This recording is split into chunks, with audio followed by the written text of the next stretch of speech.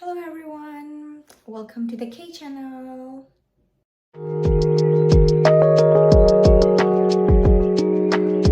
So today I'm going to share about how you can find a part-time job without knowing Finnish. Hello, for those of you who are new to my channel, I'm Kay from Myanmar and I'm currently an international business student studying in Finland. And I share my experiences of an international student's life in Finland and in Europe overall. So don't forget to subscribe to my channel if you're new, so you can keep updated about how's life in Finland and also over in Europe as I go around. Long time no see because I haven't been uploading my videos for quite a long time because I was quite occupied with my studies and my work, and I was switching between Tampere and then to my city, so it's kind of back and forth. So yeah, that's why I haven't been active on my YouTube channel, but actually I was posting stories and short updates on my Facebook and Instagram channel. So if you haven't liked or followed on my social media channels, I suggest to do so. Little life update right now, those who are just on my YouTube channel. I moved to a new place. I will do an apartment tour later. And then I recently got accepted to a new trainee position. Yay! And then schools are reopening, so I have to balance between my studies and work and also language learning. So these are the three major life updates. So since I moved to a new since I moved to a new place, this is the new background of my bedroom. So you will be quite seeing this room often, unless I move out of the city, which I don't think is going to happen anytime soon. Hopefully not, because I like staying here. This city is quite attached to me already. Okay, so today I'm going to talk about how you can find part-time jobs in Finland as an English speaker and as an international student. So personally, I am an international student and I don't know any Finnish except for kiitos, ole hyvä. I don't even know if that's pronounced well. Before talking about how to get part-time jobs, I'm gonna talk a little bit about how part-time jobs are essential for people, like for students like us. We have to pay tuition fees when we study in Europe and we don't get free tuition fees. So part-time jobs are actually essential for us. So sometimes when we go to a new country, when you go to a new country to study, we always think about, is it easy to get part-time jobs in that country? So I'm here to share my experience about part-time jobs in Finland and in my city, Vaasa, where I'm staying right now. So it was not that difficult, even though I don't know any Finnish by the time I was applying to part-time jobs. Yes, so how many ways there are to get part-time jobs? I would say there are two ways, mainly online and offline. For online, there are a lot of websites that you have to register yourself as a job seeker first, and then register all your details, register your past experiences, and register what kind of work would you want to work. My three most recommended websites for job seeking websites and also applications that you should register yourself when you're in Finland as an international student is number one, TE services. That is the official job seeking platform of Finland, and when you register yourself as a job seeker there, they give you emails and then also notify you if there's something that it could be related to your interest, something like that. So TE services is one definitely that you should register yourself as a job seeker when you get to Finland, not just for part-time actually, but also for other jobs as well. And another one is Bolt. Bolt is actually pretty useful for gigs, like part-time gigs. You might not get a full-time position from there.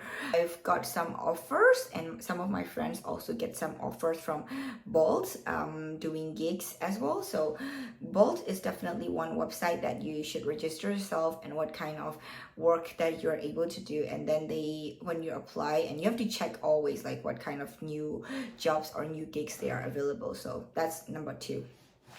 And number 3 is 𝓛𝓸𝓬𝓪𝓽𝓲𝓸. 𝓛𝓸𝓬𝓪𝓽𝓲𝓸 is actually another job platform website that you should check it out as well. Another one is 𝓑𝓫𝓬𝓪.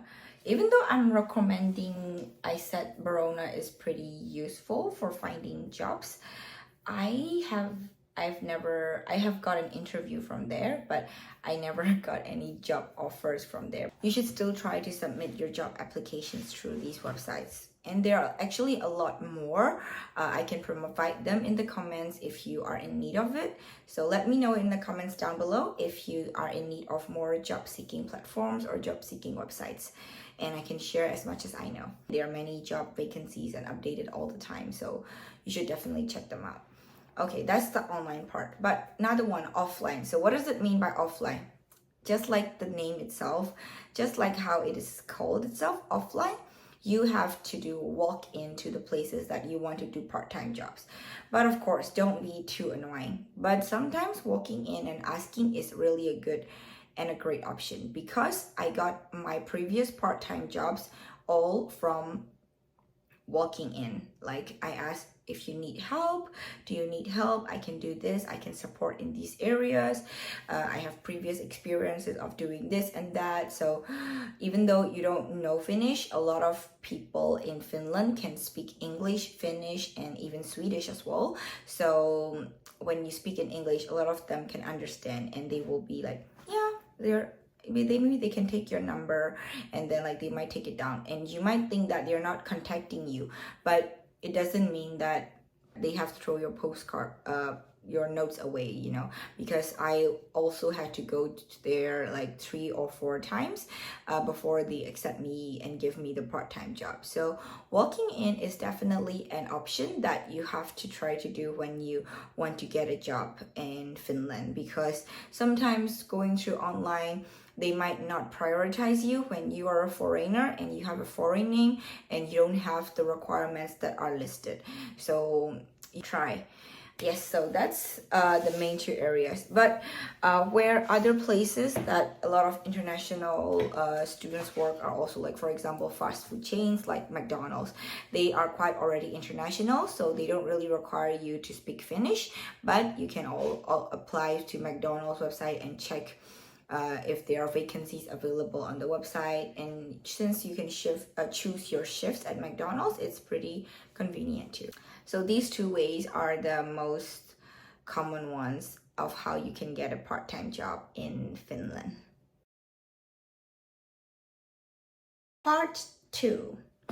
The requirements of working part-time. So now that I have told you the websites and the job platforms of finding a part-time jobs or even some other jobs, you need to know what is required for you to work as a part-time worker in Finland. So number 1, if you want to work in restaurants, hygiene pass is definitely one of the things that you have to do. The hygiene pass test itself costs about 50 euros, and with the training package, it could cost about 5 euros more, but I recommend taking the 5 euro because here's the hygiene pass. I got it. If your card like this, hygiene passy.